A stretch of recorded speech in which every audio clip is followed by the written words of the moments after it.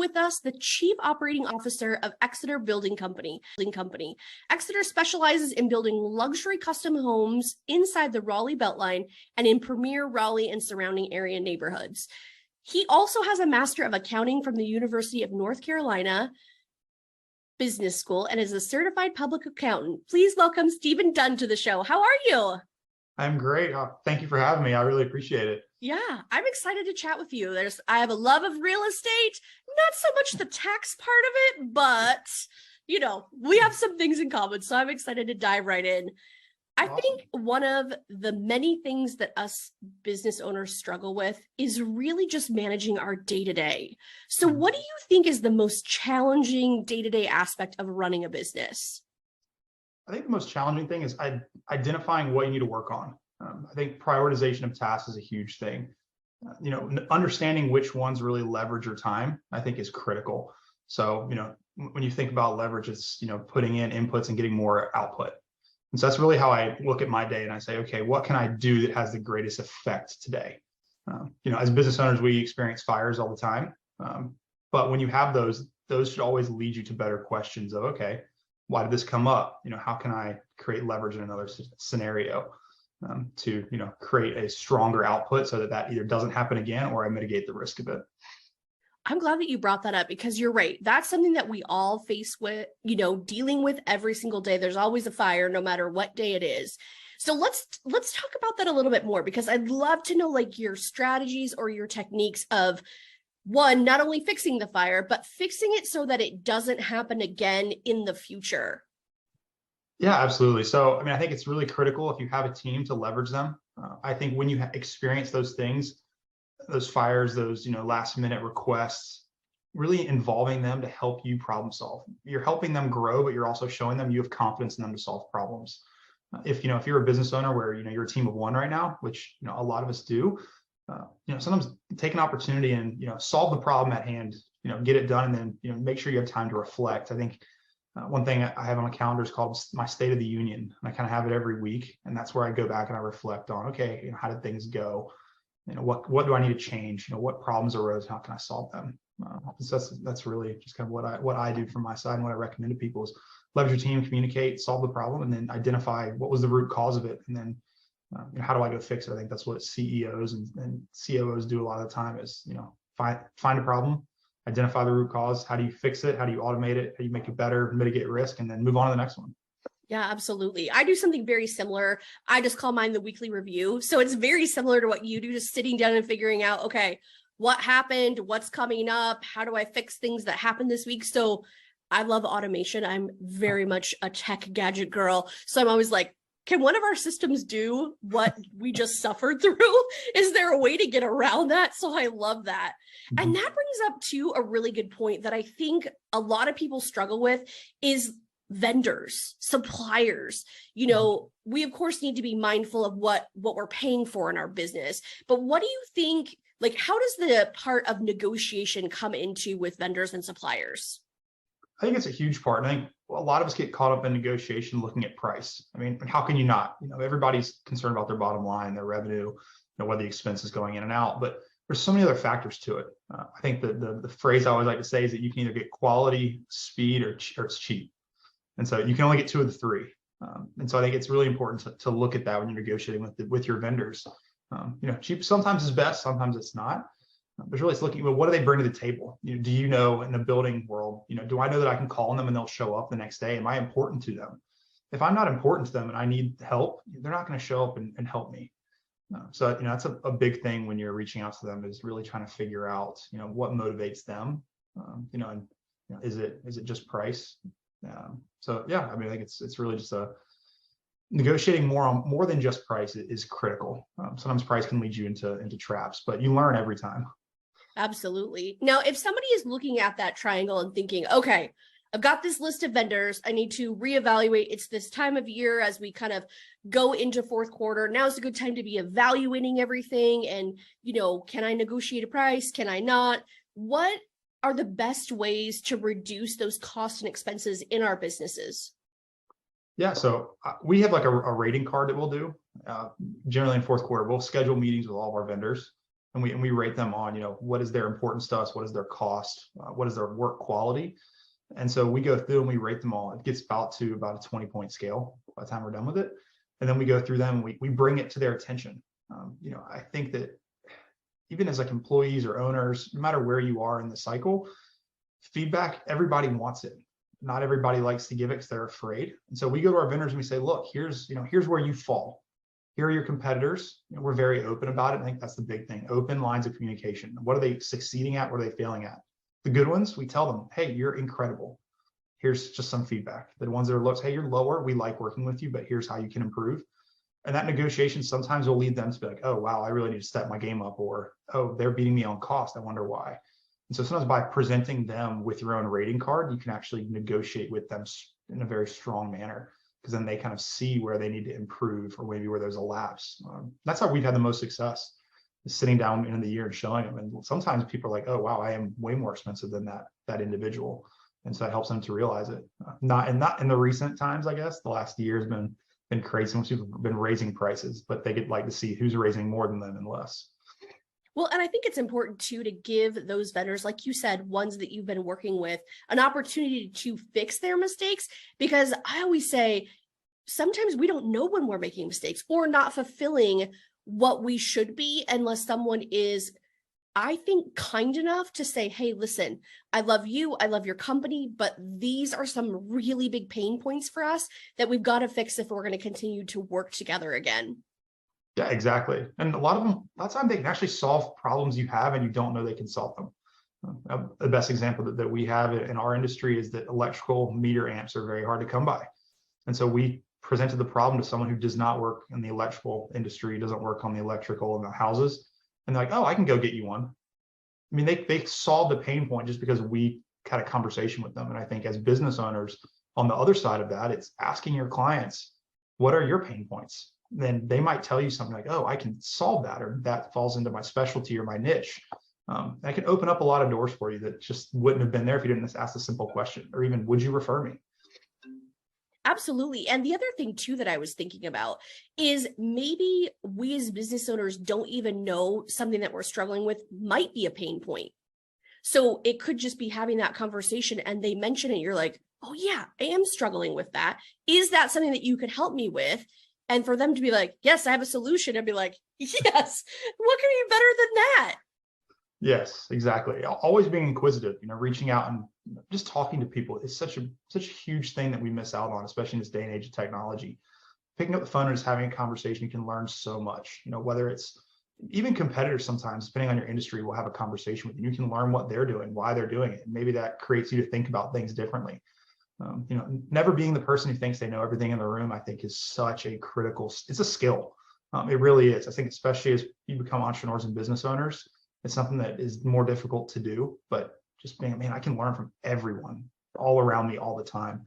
And if you are the owner of a business, you should be hiring a team that's smarter than you. Have them help you, which is going back to, if you have something going on, ask them for help. Because if you've hired correctly, you've got people who are smarter than you around you, and they can do amazing things if you just, ask them, hey, I need help here.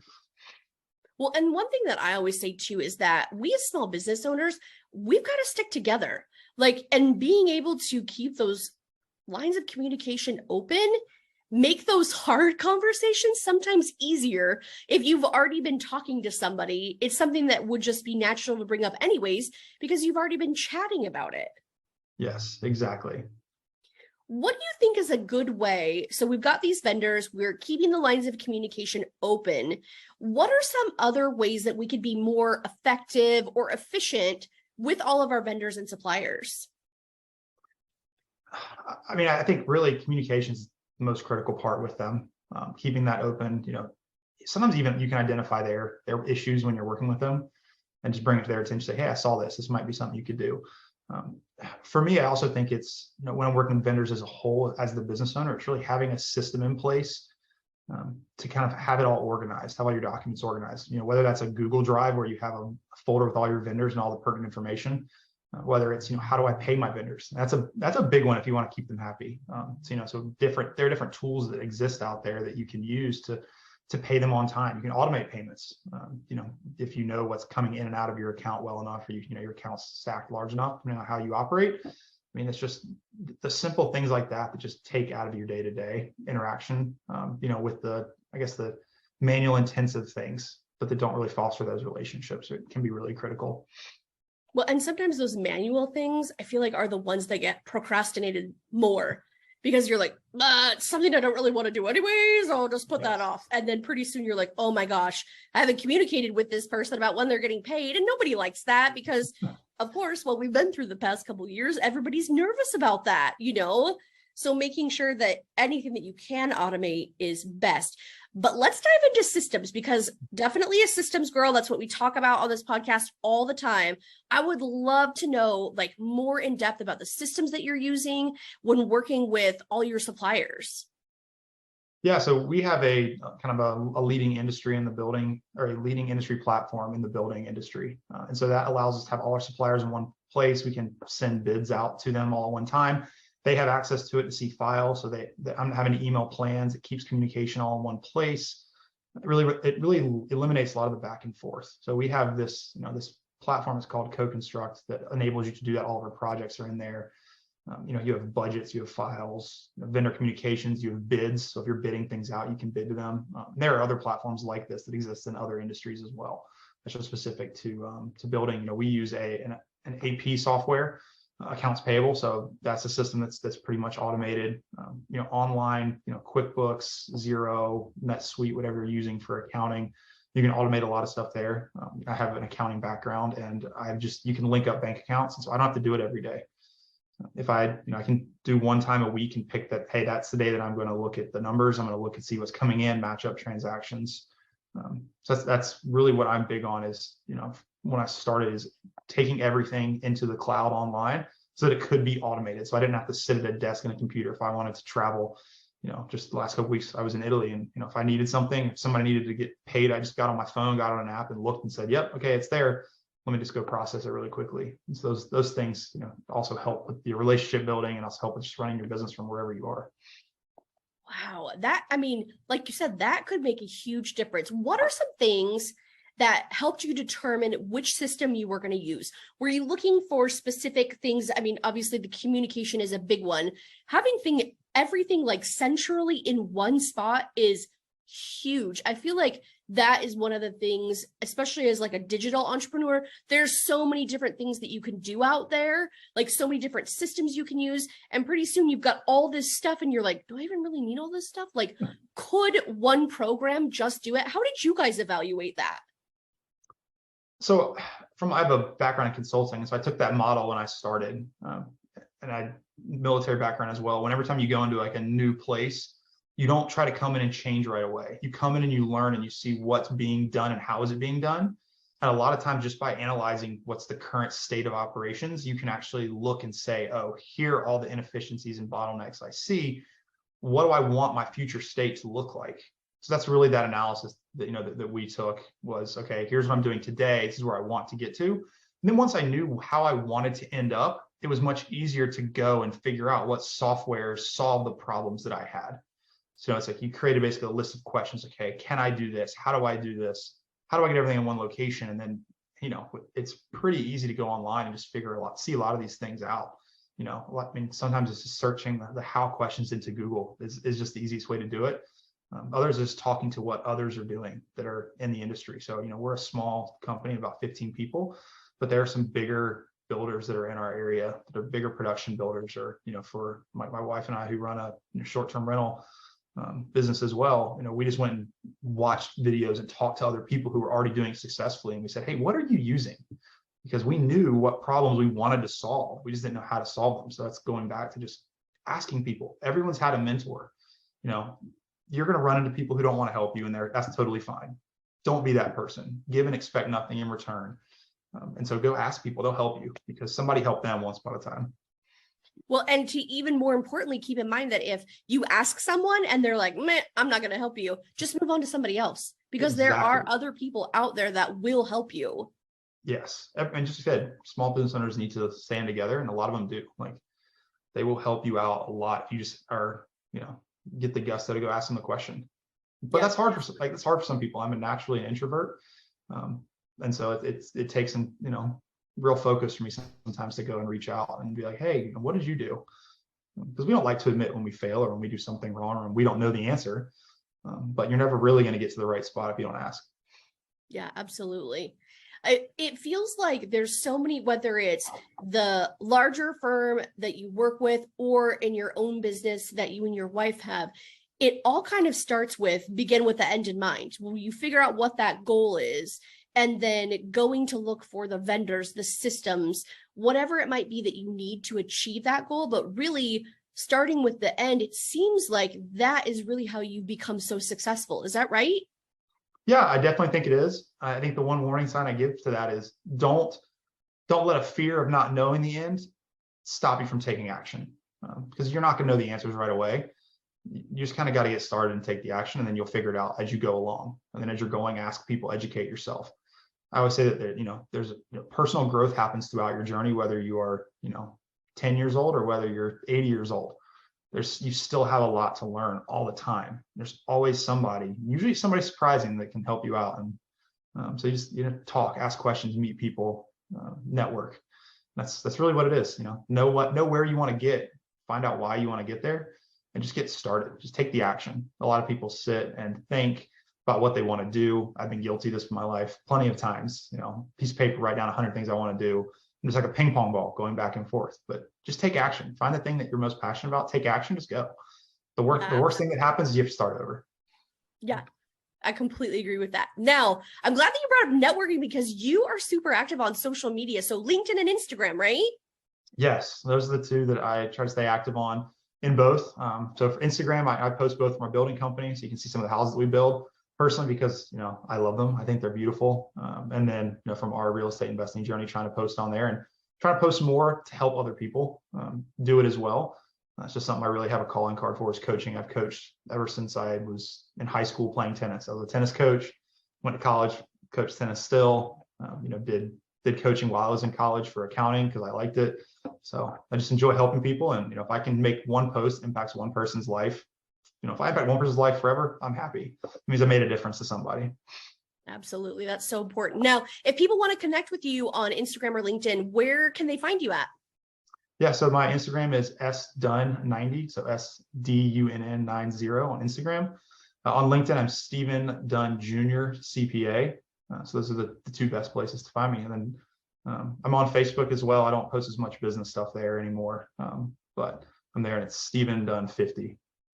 Yeah, and I'll be sure to link that in the show notes as well so people can find that really handy. Now, one question that I ask every single guest is, what is one piece of advice that you would give to a small business owner? It's one, but it's kind of two. I think it's take action by giving and expecting nothing in return. So if you take that mindset of I'm going to give everything that I have and expect you to give me nothing back, you will be surprised what happens, because people at that point don't feel like they're being taken advantage of. And as small business owners, that's not anybody's goal. But it helps you not be salesy. It's kind of like, look, I'm out here. I want to help you in whatever industry or field you're in. So I think you give everything, expect nothing in return, and just wait and see. You'll be shocked. I love that. That's so good. Thank you so much for spending time with us. I know you have a very busy schedule, but thank you for sharing so many amazing nuggets with us. I really feel like there's so many different things that people can choose. Just one to go out and do today is going to improve not only their life, but also other small business owners that they might interact with. So thank you so much. No, thank you. This has been great. I look forward to continuing to watch the show and hope to meet some new people through it.